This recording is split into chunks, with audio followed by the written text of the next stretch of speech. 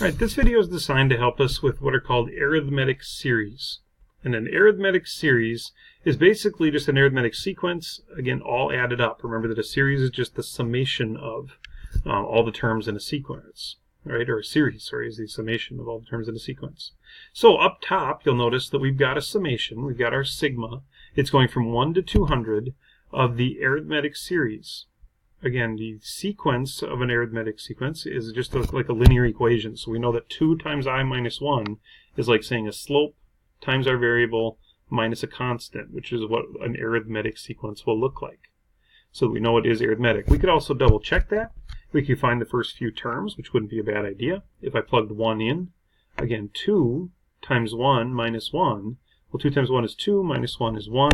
And the first odd number, as it's saying, find the sum of the first 200 odd numbers. Well, this sequence should find them for me. So if I plug in 2 to get my second term, 2 times 2 is 4, minus 1 is 3. And again, 2 times 3 would be 6, minus 1 is 5. We found the terms 1, 2, and 3 of our sequence. And then we could sort of find more and more as we go.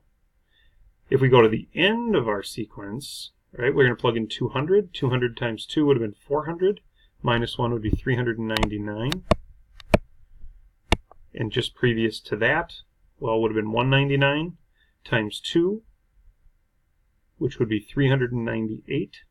Minus 1 is 397. Notice the odd number directly before 399. And if we plugged in term 198, again, we should end up with 396. Minus 1 is 395. Again, the odd term directly before the previous one. Now, I don't really want to find all the rest of those terms, but in order to add up 200 terms, I would need to. Or so you would think. Lucky for us, Carl Friedrich Gauss, a very famous mathematician, had a great solution to this one. And it's a story about him in elementary school. You can go look up the story. It's a pretty fantastic story. Who knows how true it is, but it's kind of cool if it is very true. But his solution to basically quicken up this process was to realize that if you take the first term, right, and the last term, and add them together, notice we've got an arithmetic sequence here. Now, it's not the one we were just previously doing, but this is probably the most basic one you can have. The first 100 terms, just integers, right? Plug in 1, plug in 2, plug in 3. So I'm adding 1 to 2 to 3 to 4, all the way up to term 100. Well, if I add 1 to 100, I get 101.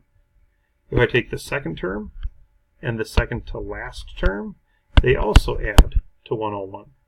And the third term and the third to last, and the fourth term and the fourth to last. And notice we're just going to get a whole bunch of pairs of 101. And really, if we're just adding up all the terms, we could then just add up all those pairs, and we would just need to know how many pairs there were. Well, if there's 100 terms, that means there must be 50 pairs. We're going to cut that 100 in half. So 50 pairs of numbers, all of which are 101. And if we multiply very quickly, that's just 50-50. And there should be 5,050 for a final sum. And rather than having to individually add up term by term by term, basically we found a very good shortcut, or Gauss did for us, for how to find an arithmetic series. And basically it comes down to adding up the first term to the last term, multiplying it by the number of terms, right? Or at least the number of pairs of terms. Sometimes instead of putting this 2 underneath the summation, we'll often put it underneath the n, which is sometimes easier. Again, you're just multiplying the tops and then dividing by 2 overall here. So let's go try that out with our sequence, and our series, sorry, our summation over here. Again, we've got all of our terms up top, but we're not going to do it that way. We just want to say, well, there are going to be 200 terms. We're going to divide that in half. It'll be 100 pairs. And I'm going to add the first term to the last term. Or basically, take 100 times 400. And we should end up with 4 zeros. Or basically an answer of 40,000. And I don't have to add up 200 separate numbers. It's kind of a nice little shortcut. Now you'll notice in the formula, there's essentially 3 things we need to know. I need to know the number of terms, I need to know that first term, and I need to know that last term. So down at the bottom, a couple of different ways to pose this question.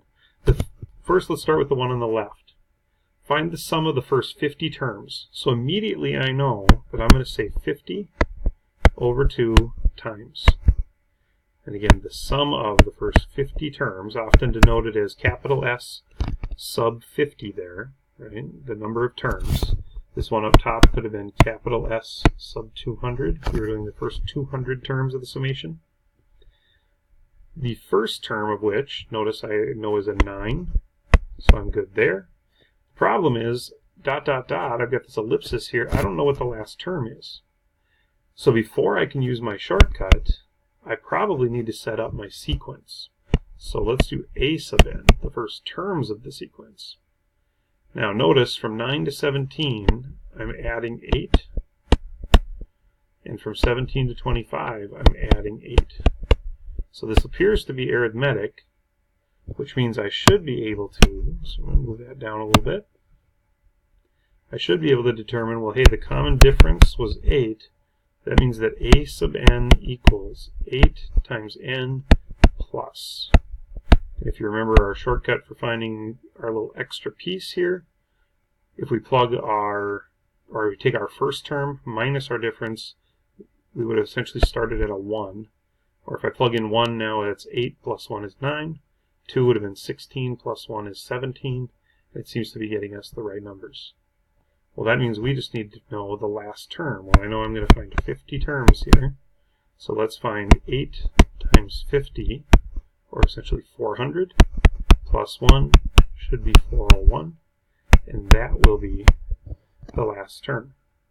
Now I can say, well, that's 410 times 25, and for that one, you could do it in your head if you'd like, or grab your trusty calculator. 410 times 25 will be 10,250. And we've got our answer.